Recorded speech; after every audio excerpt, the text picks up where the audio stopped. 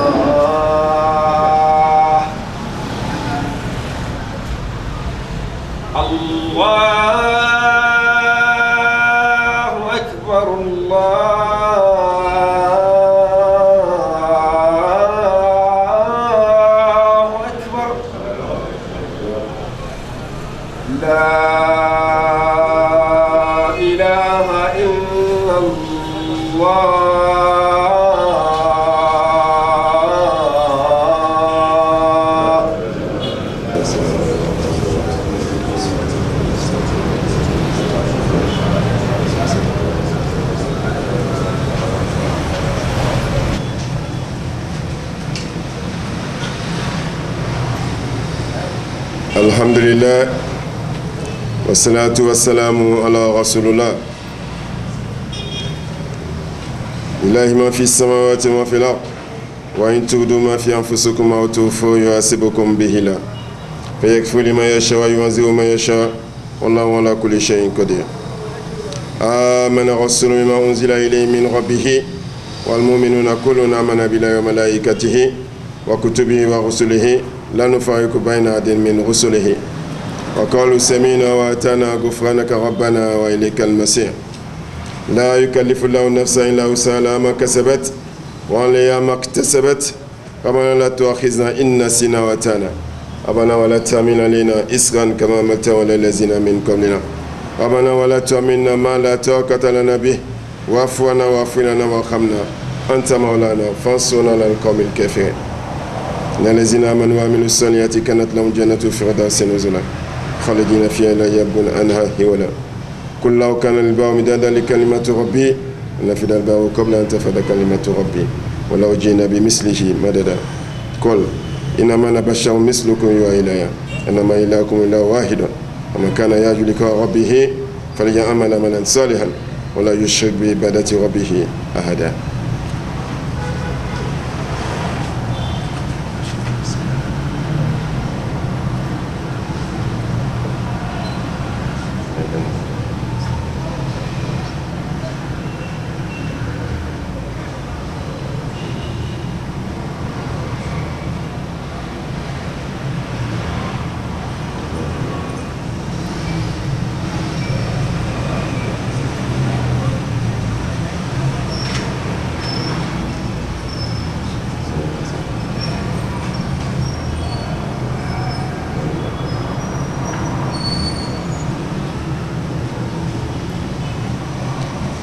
الحمد لله رب العالمين والصلاة والسلام على رسول الله يا أيها الذين آمنوا خير هدى هدى محمد خير هدى هدى محمد خير هدى هدى محمد صلى الله عليه وسلم.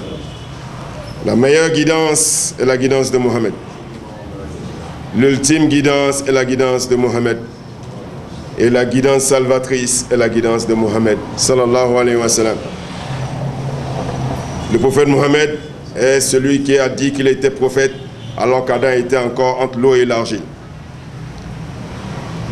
Ce prophète Mohammed, ce glorieux prophète, sallallahu alayhi wa sallam, qui a dit « Mon Seigneur m'a conféré la science des premiers et des derniers, et également la somme de toutes les paroles. » Jawam al-Kalimi. Eh bien, nous sommes les héritiers de ce prophète. Nous, musulmans, nous sommes les héritiers de ce prophète. Nous nous réclamons de ce glorieux prophète, l'ultime prophète, le prophète Mohammed sallallahu alayhi wa sallam. Il est dit que la zakat universelle est la voie initiatique. Et nous savons que la voie initiatique, c'est le prophète Mohammed sallallahu alayhi wa sallam.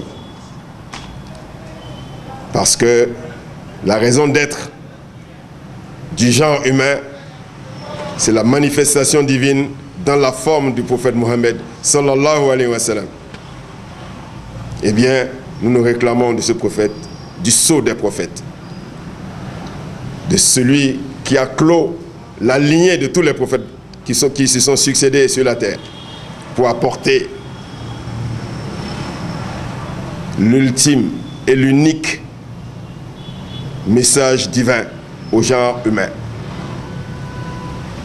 Eh bien, il y a un sujet qui a été d'actualité cette semaine.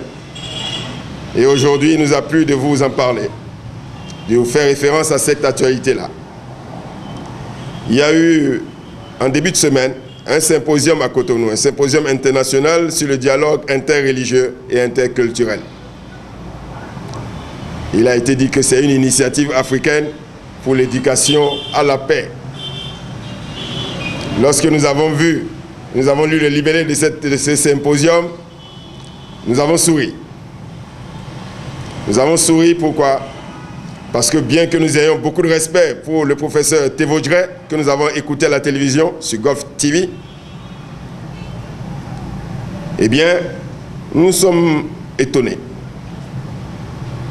de voir qu'il prend une initiative comme celle-là sans avoir réglé les préalables. Alors qu'il était encore médiateur de la République, le patron, le pape de l'Église catholique, qui a démissionné de son sacerdoce, qui se fait appeler Benoît, il me semble. Il a tensé le prophète Mohammed. Il a été discourtois et il a manqué de ce qu'on appelle du respect du sens des convenances par rapport au prophète Mohammed sallallahu alayhi wa sallam. Nous n'avons pas entendu le professeur Tevodre se lever et dire non, peuple africain, peuple béninois, ceci est une erreur. On ne doit pas s'attaquer à l'objet d'adoration de plus de 2 milliards de personnes sur la terre. Ceci n'est pas normal. On n'a entendu personne. Je n'ai pas entendu le professeur Thévogeret faire ne serait-ce qu'une petite déclaration. Mais j'ai reçu ici, au centre, au siège de la lumière de l'islam, 2 bonnes sœurs qui venaient de l'archevêché pour nous présenter les excuses de la communauté chrétienne, des dirigeants de la communauté chrétienne. Mais pourquoi l'ont-ils pas fait officiellement? Pourquoi l'ont-ils pas fait en public? Pourquoi ne sont-ils pas allés faire une déclaration à la télévision? Ils sont venus ici en cachette, devant moi, ici. Comme ça, bon, c'est terminé hein, entre nous. Non, non, c'est pas entre nous. C'est une affaire universelle. Vous avez tensé le prophète Mohammed universellement et vous venez demander pardon en cachette. Ah non, non, non, c'est pas le clair sombre. Il faut être clair ou sombre. En l'occurrence. Il y a encore quelques mois, lorsque les extrémistes sont allés tuer des journalistes en France, à Paris, les journalistes de Charlie Hebdo, il y a eu une levée des boucliers, tout le monde s'est levé. Il y a eu une grande marche à Paris, dirigée par le chef de l'État français, François Hollande. Cette marche, d'ailleurs, notre président, le président Boniaïe, a assisté à cette marche également. Pour dire non. Eh bien, le journal Charlie Hebdo, pourquoi est-ce qu'il a été attaqué? Par des extrémistes musulmans. Je précise bien. Le journal Charlie Hebdo est un journal extrémiste de l'extrême gauche française. Eh bien, voilà les extrêmes qui se rejoignent. Les extrémistes musulmans sont allés voir les extrémistes français qui ont pris sur eux de susciter de la subversion, de la sédition, en se prenant à l'objet d'adoration de plus de 2 milliards de personnes sur la terre. En s'attaquant comme ça, en faisant les caricatures du prophète Mohammed. Qu'est-ce que vous voulez? Qu'est-ce que vous voulez susciter dans la tête des musulmans qui sont répartis de par le monde, sur toute la terre? Vous voulez quoi? Il n'y a pas de dialogue sans reconnaissance de la faute. Vous n'avez jamais vu un imam se lever ou un simple musulman se lever et commencer à dire des âneries ou des bêtises sur un objet d'adoration des chrétiens? Moi, on n'a jamais vu ça. Pourquoi? Parce que l'islam intègre toutes les traditions religieuses et respecte tous les prophètes, du premier au dernier. Et encore, le Coran est formel. Lakum dinikum waliyadin. À chacun sa religion. Vous avez votre religion, vous avez vos objets d'adoration, nous avons la nôtre, nous avons notre objet d'adoration. Vous ne touchez pas, nous ne touchons pas à la vôtre. Chacun vit tranquillement en respectant les valeurs de l'autre dans la société. C'est cela le respect de l'autre, c'est cela le dialogue interreligieux. Et nous l'avons initié ici dans les années 90. Je me souviens encore. Et ce dialogue-là a été fructueux. Parce que nous nous souvenons que à l'époque, les 2 chefs traditionnels, Sosa Guédenguer Rouguet et Darounan, sont venus nous remercier ici dans ce bureau pour les avoir réconciliés dans notre séminaire sur le dialogue islamo-chrétien et religion traditionnelle. C'est cela le dialogue, le respect de l'autre. En respectant le droit d'Allah, le droit de Dieu créateur, qui implique le respect des droits de l'homme et qui a pour conséquence l'instauration de la justice et de l'équité sur la terre. C'est cela le dialogue. Tant que ceci n'est pas respecté, M. Thévogeret, votre dialogue est totalement vain, parce qu'il n'est fondé sur rien du tout. Dieu dit dans le Coran que Dieu a en horreur que vous dites aux gens ce que vous ne faites pas vous-même.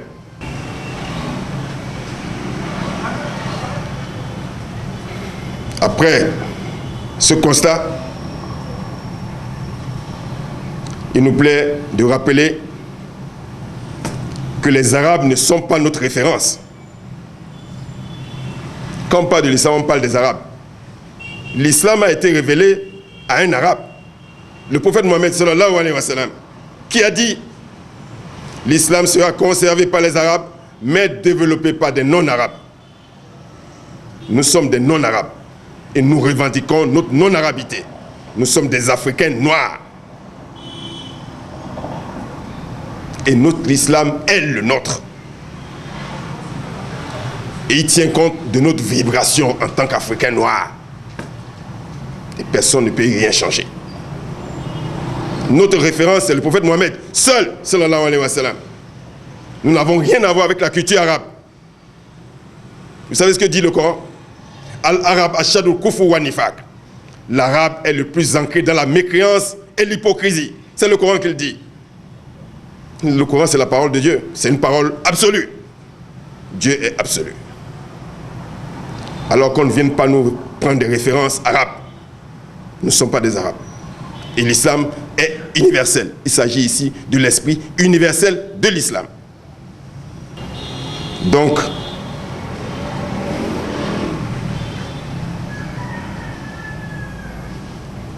cette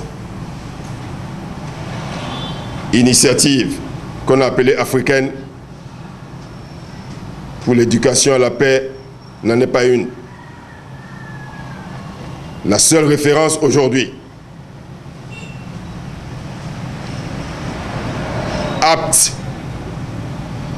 le seul support divinement élaboré pour permettre la restauration de la paix sur la terre, qui est une conséquence de la restauration de la justice et de l'équité, eh bien, c'est la loi sacrée de l'islam, apportée par et mise en œuvre par le prophète Mohammed, sallallahu alayhi wa sallam.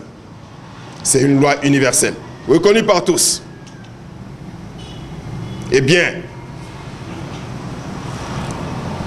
Dieu dit, la religion qui est auprès d'Allah, la religion qui est auprès d'Allah, qui est agréée auprès d'Allah, est celle qu'Allah a élue et à laquelle il a conféré la suprématie sur la religion des créatures en disant, Ibrahim l'a recommandé à ses enfants, ainsi que Jacob. Je vous rappelle que Jacob, c'est le père éponyme d'Israël. C'est lui qui a fondé Israël. Eh bien, voici ce que dit Jacob. Ô mes fils, en vérité, Allah a élu pour vous la religion.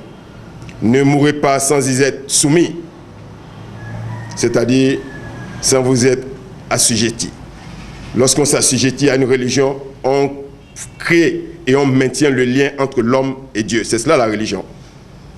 Même le terme étymologique, l'explication étymologique du mot religion, c'est le lien entre l'homme et Dieu.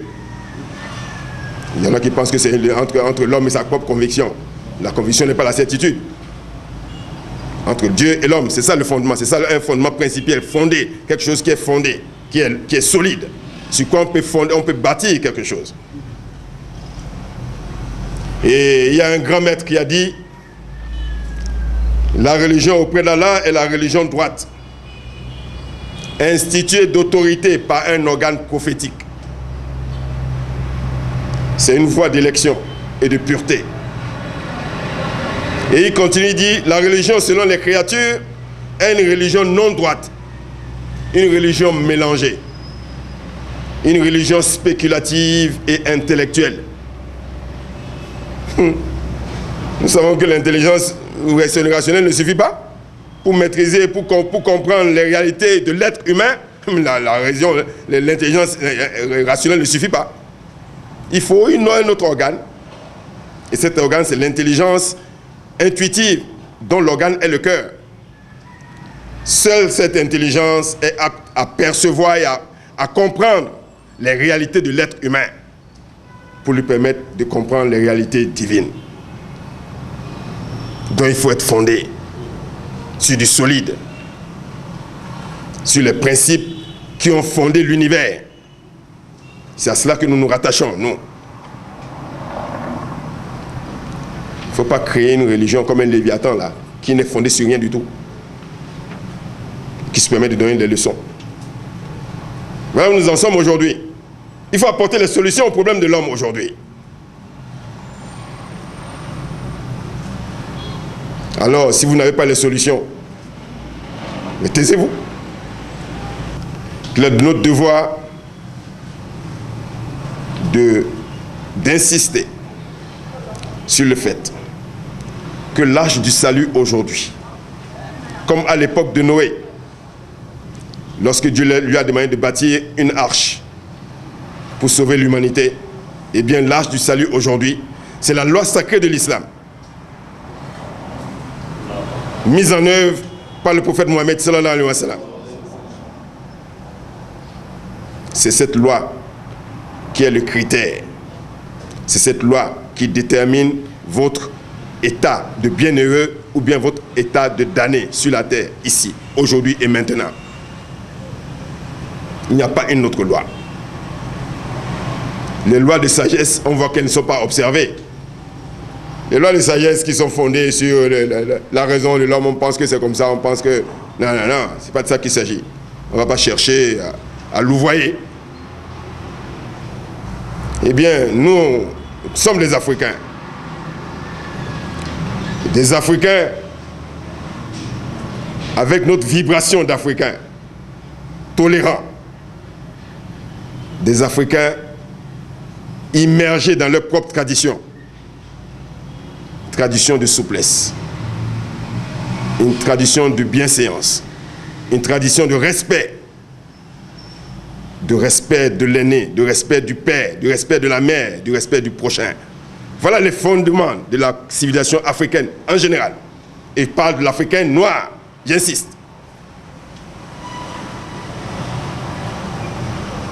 Parce que l'Africain noir a un rôle ultime à jouer.